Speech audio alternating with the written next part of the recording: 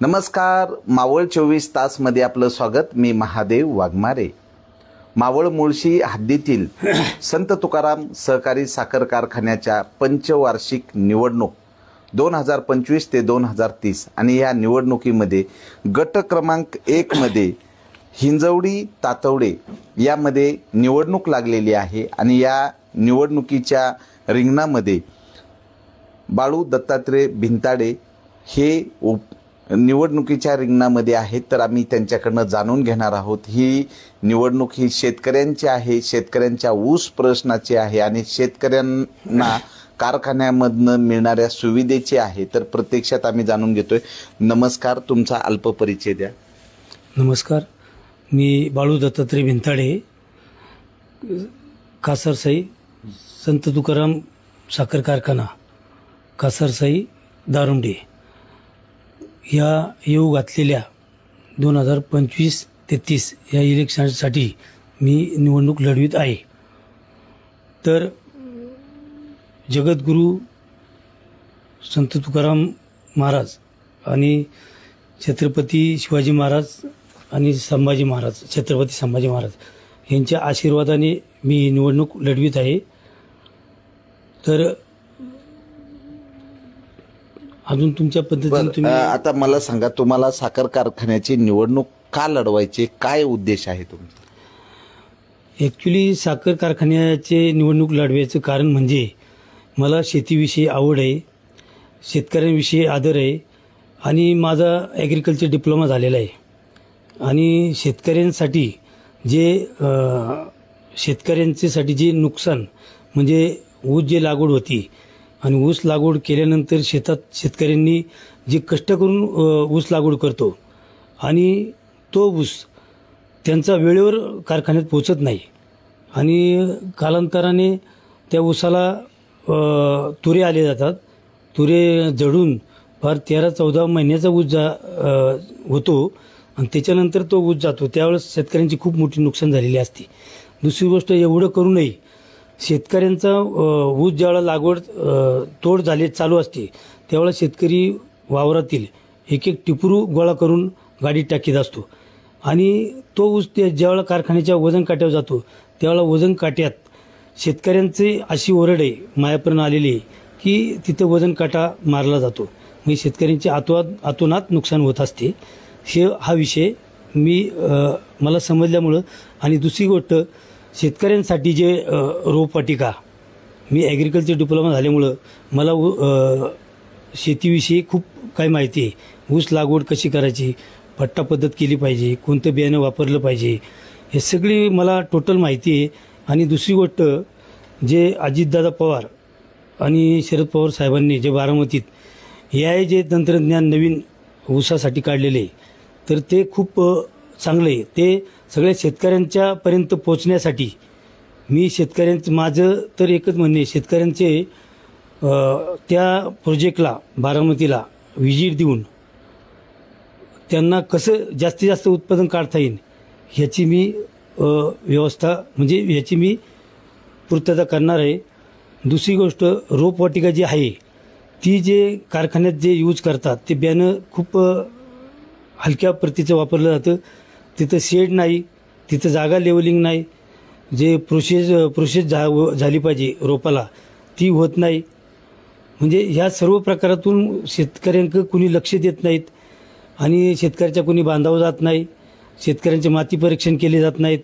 हे सर्व खूप समस्या अशा शेतकऱ्यांच्या आहेत आणि गेली कित्येक वर्ष बाजार आहे तोच आहे, त्याच्यात काय बदल झालेला नाही.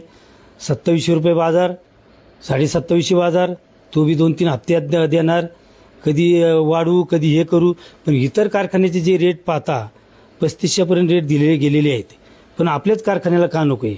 आपल्या इथं वीज निर्मिती पण झालेली आहे, त्याच्यानंतर वीज निर्मिती प्रकल्प झाला आहे, त्याच्यानंतर आता इथोलेन प्रकल्प झालेला आहे. तर ह्यासाठी सर्व काय आता कर्जमुक्त झाल्यासारखा कारखाना झालेला आहे आणि व्यवस्थित सगळे आता झालेलं आहे. तर ह्यातनं शेतकऱ्यांना व्यवस्थित रेट मिळावा ह्यासाठी माझे प्रयत्न राहणार आहेत.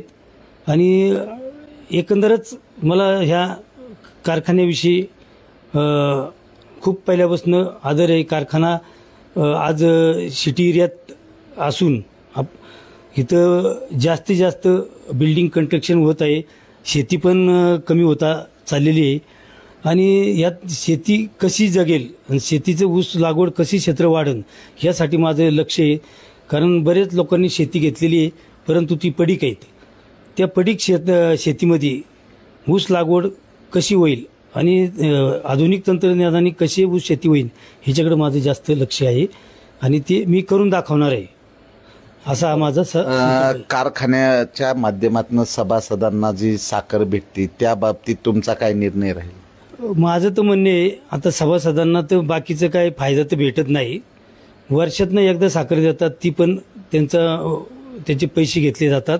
तर माझं म्हणणे साखर जास्त किमतीची मिळावा आणि उच्च दर्जाची साखर द्यावा सभासदांना आणि त्याचं रेटसुद्धा पैसे न घेता ती साखर द्यावा अशी माझी इच्छा आहे. वर्षातनं एकदा दिली साखर तर ती फुकट द्यायला काय हरकत आहे? फुकट कसं म्हणता येईल? तर त्यांचं ते शेअर आहेत, ते ऊस टाकतात, सर्व काही गोष्टी आहेत ना त्यामागं. तर आणि ती बी साखर उच्च दर्जाची द्यावा ही माझी विनंती आहे.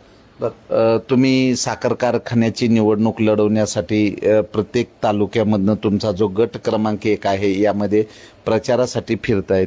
तर आता तुम्ही मतदारांसाठी काय आव्हान करताय? जे सभासद मतदार आहेत त्यासाठी काय आव्हान करता? एकच आव्हान करतोय की मतदारांनी, मी आता गरीब कुटुंबातला आणि शेतकरी कुटुंबातला आहे, तर माझी सगळे जो पण शेतकऱ्यांच्या सगळ्यांचा अन्याय होतोय तर या अन्यायाला वाचा फोडण्यासाठी मी ॲक्च्युली निवडणुकीच्या रिंगणात उभा आहे. ॲक्च्युली आता खरं तर तुम्हाला खरी स्टोरी सांगायचं म्हणजे तर आम्ही हिंजवडी तातवडे गणातून मी फॉर्म भरलेला आहे.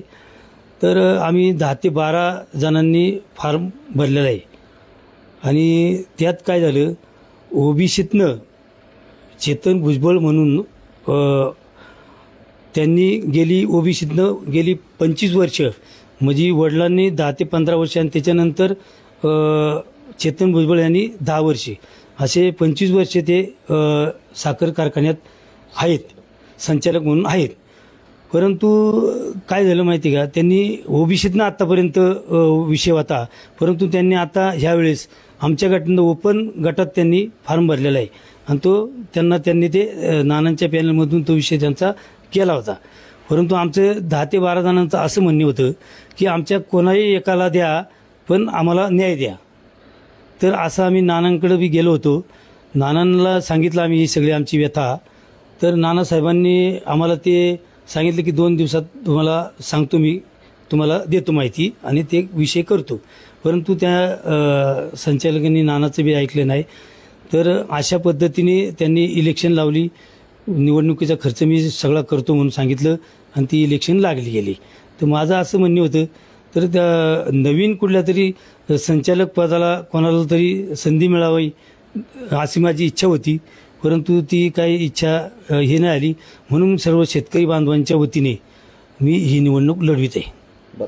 तुमचं चिन्ह आणि सभासद आणि शेतकरी बांधवांना एकच विनंती आहे की कुठल्या दबावाला बळी न पडता किंवा जेणेकरून आपलं अंतर जरी बूथ बसून लांब असलं तरी माझी विनंती आहे, कसल्याही परिस्थितीत तुम्ही जाऊन आपल्या मतदानाचा हक्क बजावा आणि मला विक्रमी मतदान करून विजयी करावा.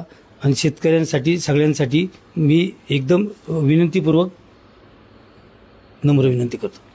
तर संत तुकाराम सहकारी साखर कारखाना या साखर कारखान्याची पंचवार्षिक निवडणूक ही 2025 ते 2030 ही निवडणूक आणि या निवडणुकीचं मतदान हे 5 एप्रिलला होणार आहे. तर त्यासाठी रिंगणात असलेले उमेदवार हे प्रचारासाठी अनेक ठिकाणी प्रचार सभा घेत आहेत. प्रचाराची रणधुमाळी चालू आहे. या गट नंबर 1 मध्ये हिंजवडी तातवडे यामध्ये जे उमेदवार आहेत हे उमेदवार बाळू दत्तात्रय भिंताडे यांच्याशी खास आम्ही संवाद साधलेला आहे. मावळ 24 तास प्रतिनिधी महादेव वाघमारे. धन्यवाद.